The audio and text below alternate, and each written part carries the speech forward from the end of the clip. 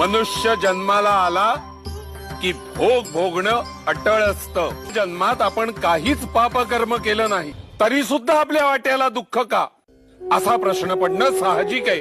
पण गेल्या जन्मीचं काय, त्या जन्मात आपण काय केलं होतं हे आपल्याला कुठे ठाऊक असतं. आणि त्याच्याही आदल्या जन्मीचं काय, आपल्या जन्मोजन्मीच्या पाप पुण्याचे हिशोब त्याच्याकडे बरोबर मांडलेले असतात. आपले भोग ही आपल्याच कर्माची फलश्रुती असते. मनुष्यानी एका जन्मात किती आणि काय भोगायचं हे तो ठरवत असतो. भोग चुकवता येत नाहीत.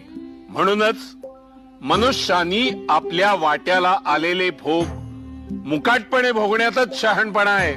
गुरुला शरण गेलं की तो आपल्या भोगाची तीव्रता नक्कीच कमी करतो. उदाहरण